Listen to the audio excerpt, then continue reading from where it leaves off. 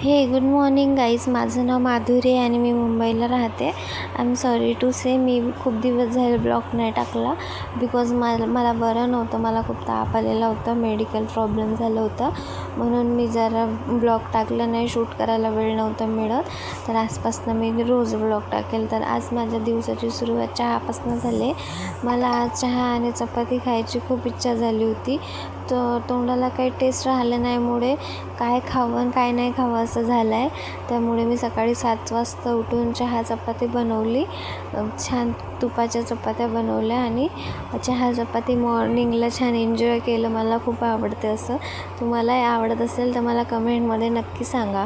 मग मी ते खाऊन पुन्हा झोपले आणि झोपून डायरेक्ट अक्षरशः मी 11ला उठले. गॉड 11ला उठले मी. सगळ्यांचं आवरून झालेलं, मला जागच नाही आलेला. मग उठून थोडं घर वगैरे आवरून घेतलं, घरात झाडू वगैरे मारून घेतला आणि त्यानंतर मग स्वतःचं आवरून घेतलं. जरा मला खाली जायचं होतं भाजी वगैरे आणायला. खूप दिवस झाले मी काही माझ्या घराकडे लक्षच नाही दिलं, मला बरं नसल्यामुळे. पिशवी वगैरे घेऊन बाहेर निघाले भाजी आणायला. लॉक वगैरे केलं आहे घराला.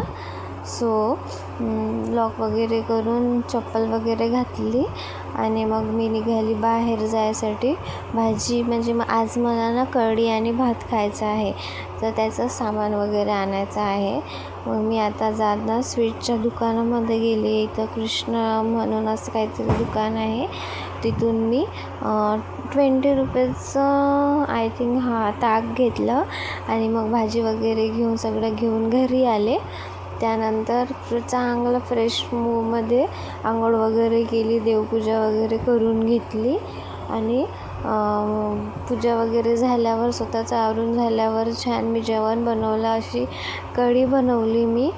शाळेत मी लाईफमध्ये फर्स्ट टाईम बनवली आहे, पण छान झाली होती बनवली. मग आणलेली भाजी वगैरे साफ केली.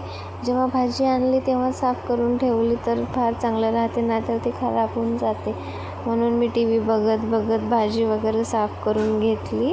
आणि मग मी मागच्या महिन्यात नाशिकला गेलेले, तर तेव्हा बोरं आणले होते. तेव्हापासून ते तसेच पडलेले होते घरात.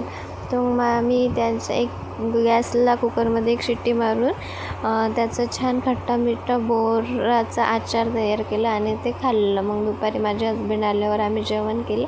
तर असा होता माझा आजचा दिवस. चला मग भेटूया उद्याच्या ब्लॉगमध्ये. Okay, bye.